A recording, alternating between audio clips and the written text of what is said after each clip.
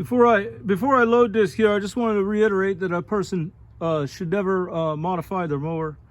I'm just doing it for entertainment value only, pretty much. So let me drop the landing gear and get the 60 off there and make sure that, you know, size-wise, the stander is going to go up on there. That way I know whether to keep it.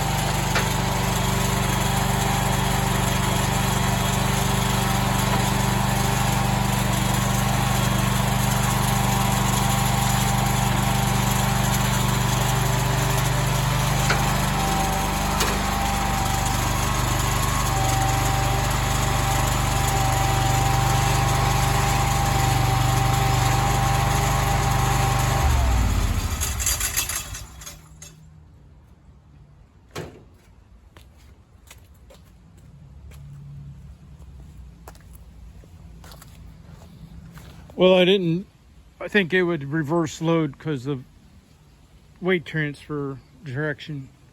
So I ran it in forward, and I have to say it felt really sketchy. But then again, I'm not used to these controls with the hand controls. That's why I stepped off of the machine.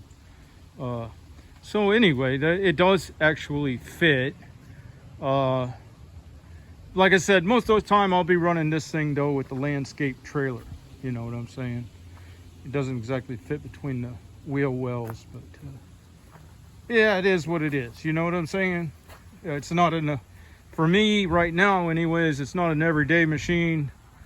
And if it was, then maybe I'd reconfigure my rig differently, because if you think about it, this here, it would be a machine you'd use for lawns that you do a lot more detail work. That would be the point and premise of being able to step off of the machine easily. And as such, you might want a rig where you can take and haul away the debris that would that type of mentality and that type of scope would generate. With this setup here, you don't really have a way to take away the debris. So as such, you would probably not be using this on a mow truck anyway. I may be wrong though. I had about an hour to start working on the grader blade. I picked up a trailer. I'm going to do a riser hitch with because like I said, everything I want to fit onto that ball. I don't really want to be changing out that receiver a lot. So, because that receiver has the right height for all the little trailers. And yesterday, as I showed, yeah, it's junky up there. But yes, and there's another little landscape trailer up there. But it's the right height for all that. So, you know, to move those around and not have to be pulling a pin and changing out, you know, the amount of rise, you know, on the hitch for various things. I'm trying to configure everything around that height. Basically cutting an old push bar, you know, for the back of a deck on a zero turn, and then, you know, to make it wide enough for those heim joints to work, then they had to be paired, you know, twinned to the inside because the width wasn't exactly right. Now I'm going to put a plate or a bar across here, and then, sorry for the camera work, and then I'll have some heavy duty springs that come down from the hitch itself, and there'll be an eye hole there. And then when I step backwards, it will press the blade down as much or as little as I want to put weight upon it. You know what I mean? That's the idea. Don't know how much it'll work, so I'm getting ready to cut this piece of angle and lay it in under here and get the weld across all these junctures to tie that all together where I had to cut it. And I got to flip it over and finish welding. And then the other issue was, you see this blade can pivot because it's on this push bar, and I haven't finished welded it. I got to figure a way to change the pitch of the blade, and I wanted to put a cam here with a link arm to the top side of the blade. And once again, I apologize for the camera work. And when I rotate the nut head, then that lobe would make this link arm shorter or lower, and then I might be able to adjust it on one side more than the other and get varying